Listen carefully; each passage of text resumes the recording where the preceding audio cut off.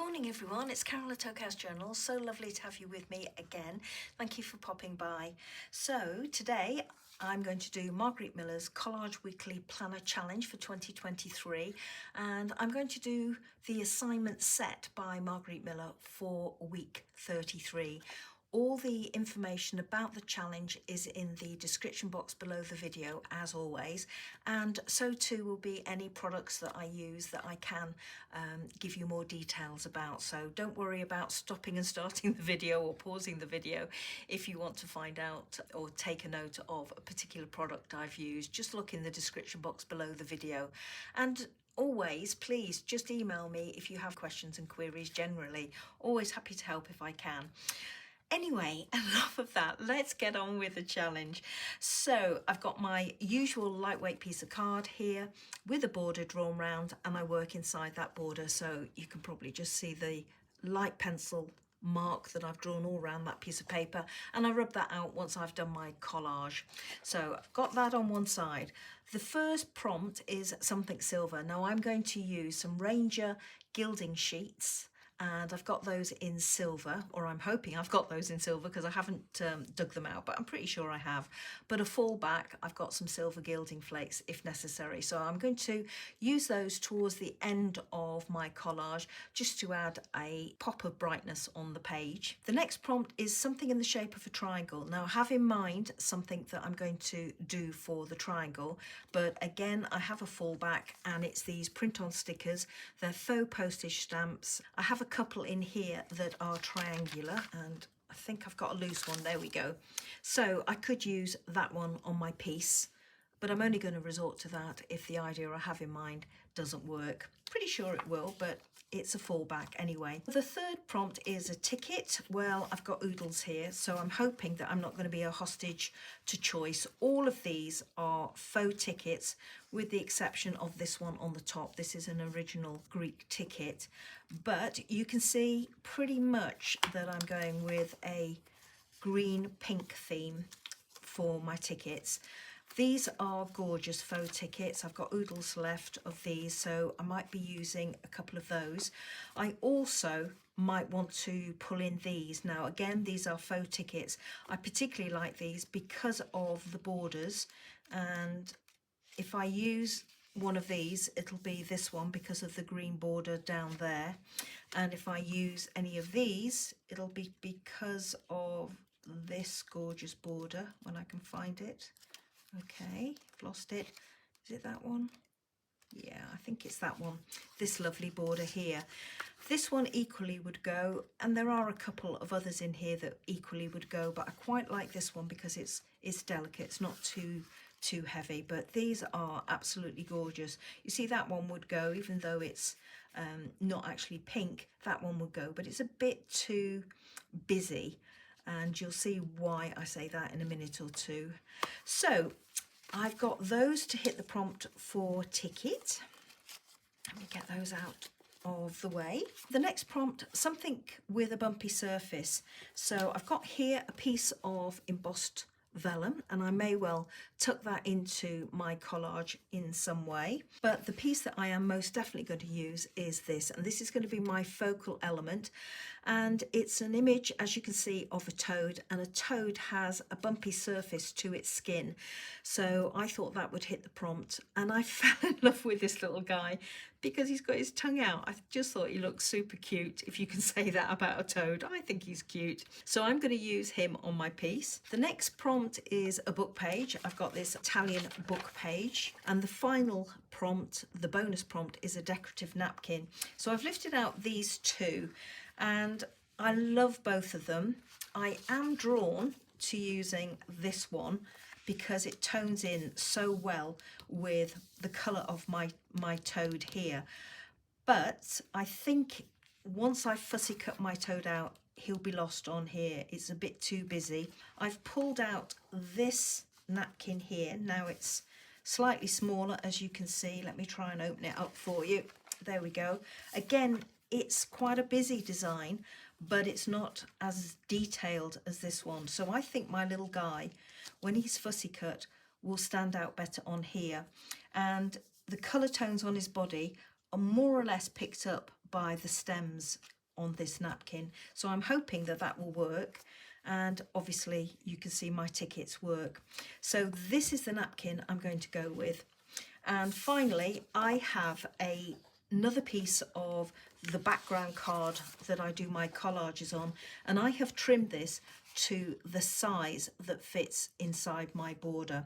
Now the reason I've done that is because I'm going to use the napkin as my background, and I'm going to cover this piece of card with this in a moment, and that will give me a firm surface for me to cut this down to size if I decide to use these tickets with a border, so that I can cut this down smaller inside my border here, and maybe, let me do that like that, maybe pick up a border like that. I don't know, I may well do that, or I may use these on top. Not sure where I'm going with that at the moment. I might even use both. So my first job is to separate my napkin, and you all know this trick. Just grab a little piece of sellotape. You don't even need to bend it back on itself, you just need a sticky part. Don't go for the board around the edge, because, let me hold that up to the camera, there is usually an embossed side all the way around, and the reason they do that is to hold the napkin, all the layers of the napkin in place. The best place to use your sellotape is in the centre, and just dab it down like I did there. I'll do it again for you. I've just turned it over so I've got another sticky side. Just dab it down onto your napkin and lift gently, and as you can see, that top layer is coming away. Once you've got it, you can then get hold of it and pull this away. Now sometimes, as you know, napkins have 2 layers, or sometimes they have 3, so I've just grabbed another piece of sellotape. Now I'm going to be a little bit careful here, because I think this might be a 2-layer napkin, but this will tell me whether it is or not. Now I'm dabbing my, yeah, look, I was going to say then, I'm dabbing this down onto my piece and it's a 2-layer napkin, but here's my next layer coming up. So this is a 3-layer napkin. Now with this layer you do need to be more careful, because you don't want to damage this layer. And look at this, it's even got an imprint from this, so I'm definitely going to be using that layer, and I'm very, very carefully just going to tease it away from around the outside edge.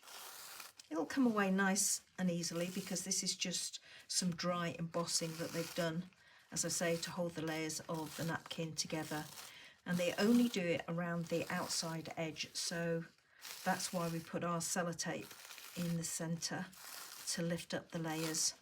So as you can see, I'm being a little bit more gentle with this layer, just to ease it away.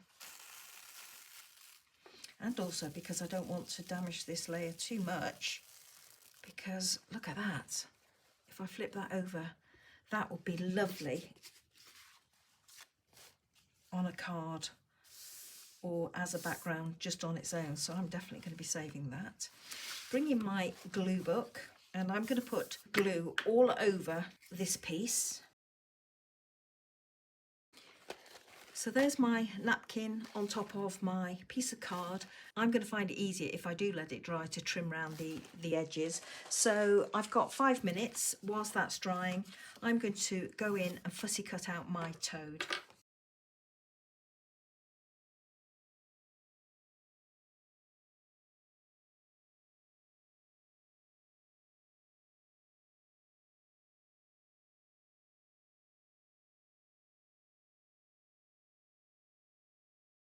So my toad is cut out and I've trimmed around my background. I'm going to bring in my background page, and that's what it will look like untrimmed on my page. So let's do a little bit of fiddling with the tickets and see what we can do. So just like that, my toad does stand out on the page, but he is a little bit lost. So I'm going to bring in the tickets that I've got here, and I usually have any that are spare or ripped out just tucked under the first one. So as you can see, that will go on the page. I'm liking this one as well, and I've got one of the green ones, and let's have a look at this. That makes him stand out a bit better. I'm loving the red or the maroon colour on the numbering on this particular ticket against the napkin there. So I'm liking that. I do think I need to separate this from the background a little bit more, so I might use this ticket in here just to frame it. And again, if I lift this up, this has got some of the same maroon colour tones on there, so something like that. I love the numbers, so I want to try and pull my toad down a bit. Or maybe not, maybe leave it like that. So I'm liking the look of that so far. Let's see if I can bring this one in and use this one. It might be overkill. I've got a white edge up here which I'm not liking. Again, I've got a darker maroon number on here, so that would work. So I could get more of my toad on there like that, or I could even pull that up there like that. Yeah, so I'm going to re-rip that top corner up there. That works. Maybe pull that out a little bit more. Do I want that? Just wondering whether I want that Asian writing showing, and I think I would, but I'll trim off this top piece if I decide to leave that there. So my toad could be like that. And then down here, possibly I could bring in this and just tuck it under my toad as well, so I can drop him down a little bit. Yes, I'm liking that. Now I need to alter this edge here because it's straight, whereas all the other edges are torn. Let's tear this one across. I have to remember which way to tear so that I don't get the white edge. Let's tear along this edge here.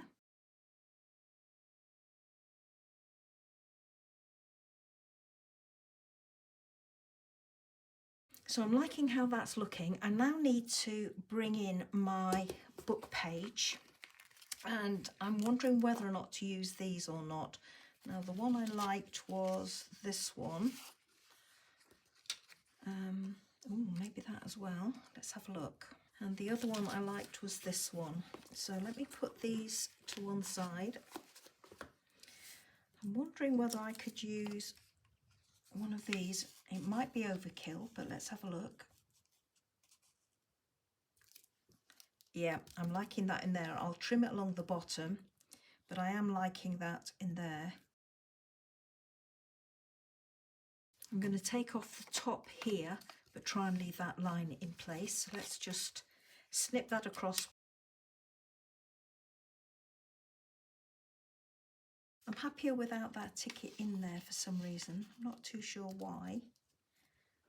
I think maybe because it's a bit big. I'm liking how those tickets are looking there, so I'm going to commit to that.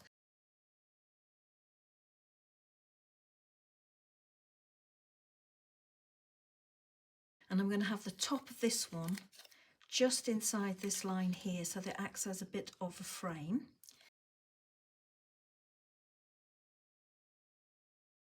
I'm liking the composition that I've got here, and I'm loving my little toad on top of this embossed vellum, so I'm going to anchor him down onto that. I was going to use strips of this underneath the embossed vellum, but the next thing I want to do is get the triangle in place, and I'm going to use a portion of this for that. So I'm just going to rip away a piece and bring in a scrap of lightweight card, and I'm just going to pop it behind his head like that. Bring in my pencil. I'm going to trace round the top of his head like this, and then maybe just do a point like that. Let's have a look and see what this looks like, shall we? So I'm just going to cut this out. This could sit like that on his head. I'm going to cover this little piece with some book page.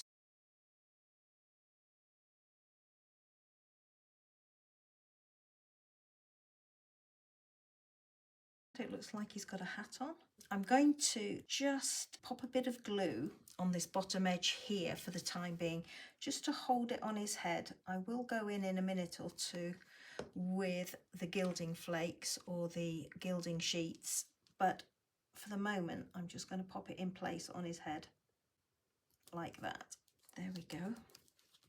And let's get some of these book pages on my piece. I was actually thinking of strips, so let me have a look at this piece and see what I can do with it.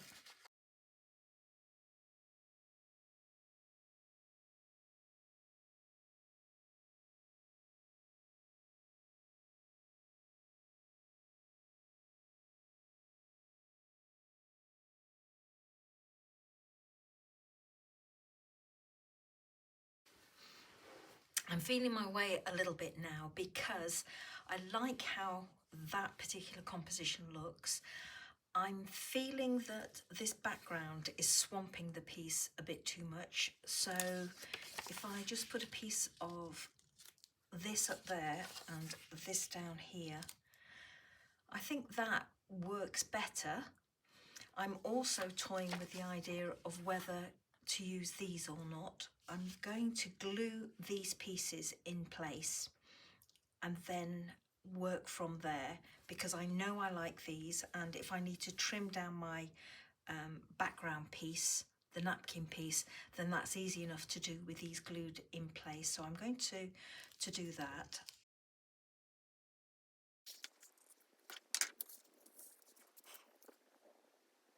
If I have this border down either side, then I'm going to need to trim away a substantial portion of this, and I will also need to trim down this edge here on each of the faux tickets, but I'm just trying to get a feel for what it's going to look like. I'm actually thinking it might be too much, but I am going to take away a little portion from around the outside of this piece.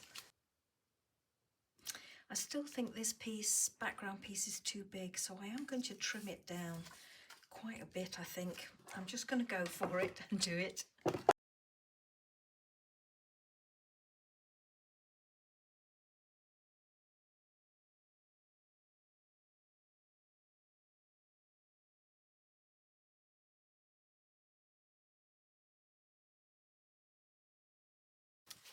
So you saw me trim this down to size. Sorry, I've got a little corner there that hasn't got enough glue on it. So let's just fix that.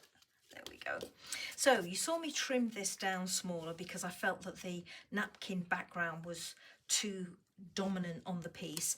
And then I was playing around with these because I felt it needed something where it transitions onto the white background. So you saw me playing around with these faux tickets, and I was wondering about doing a border all the way around. And this one works if I put this up here and only use a little bit of the border and then put this one in, something along those lines. Then yes, I think it would work as a border all the way round to soften the transition, but it's too fussy. A very busy napkin there and then a very decorative border, so I don't think that would work, but it definitely needs something. So I've pulled out some pieces of lightweight cardstock, and I've got this dark one, and I'm wondering whether that would work. And yes, it's not exactly a perfect match for the main background here, but it definitely would work and be quite striking if I just did a tiny little border. But I'm thinking that this one, whilst it's very bright and in your face, I think this one is the perfect match. If I hold it up like that, I think that is the perfect match. And if I just pop it on my page, I think that will be a really good border. Just 0.5 centimetre all the way around. So that's what I'm going to do. I'm going to cut a piece that's 5 centimetres 5 millimeters bigger than my background piece, and I'm going to glue this background piece onto the cardstock. So let me go away and do that. So here is my napkin background glued onto my cardstock, and as you can see I've left a border all the way around. I decided that 5mm was too big a border, so I've gone with less. So I've gone with about 3mm here, and that will go on my piece like that, and hopefully that looks better. So I'm just going to glue this in place. Okay, so I have my napkin background with its border glued onto my main base, and this is nice and dry now. It needs flattening out a little bit, so I need to go in now with my pop of silver to hit the prompt. Now I was thinking about using either these gilding flakes or some gilding leaves. The ones I have in my stash in terms of gilding flakes are these by Sweet Poppy, and they're sunset red, and as you can see they're mainly coppery tones. Now I do know that there are some flakes in here that have silver tones to them, but it would take me too long to pick them out, so I'm not going to use those. The foiling leaves or foiling sheets that I have are these by Ranger, and I actually have one sheet there, as you can see, that is silver. These are all multicoloured, or 5 coordinating colours as it says there. So I've got that one, but I'd forgotten that I've got these in my stash, and I really love these. It isn't often that I find a product that is better in terms of quality than Ranger, but these I know are. I love these. Now these are silver finish with mirror effect. They do all different ones, but I particularly like these. So I'm going to be using these, and as you can see I've left a little note to myself to say apply dull side to the right side of my project. So thank you to myself for that little hint. And I've got my sheets here, so I'm just going to carefully lift off this top layer. And I've had these in my stash for literally years, and as you can see I've got oodles left. It takes an awful lot to use these up. So obviously this is the right side, that's the dull side. I'm going to put little squidges of glue on his hat like that. Give it a minute or two to settle whilst I lift off my sheet, putting the dull side down over the top of his little hat like that. And I'm just going to push it down so that it's in contact with the glue, and just give it a minute or two for that glue to grab. Bring in my bone folder, and I'm just gently going over the top.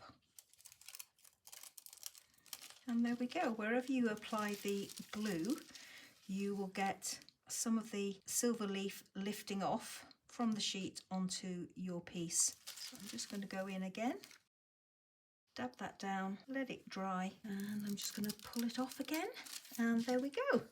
So he's got a very shiny little hat now. And there we go, everybody. This is my finished piece, or a finished assignment for this week. I hope you like it. My cheeky little toad down here. So quickly going through the prompts. Something silver. Well, I use the gilding foil on the book page up here that forms his hat. Something in the shape of a triangle. Well, that was initially his hat. A ticket, well, I went with this one, and this one, so I've got 3 on my page. Something with a bumpy surface, well, I've gone with my piece of embossed vellum in the background behind my toad, and obviously my toad has got a bumpy surface to his body.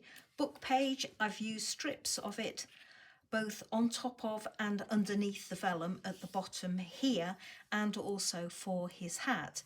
And the bonus, a decorative napkin, well, that was this piece in the back here. So thank you so much for watching, everybody. Take care. Photographs as always at the end, and I hope to see you for the next video. Bye bye now.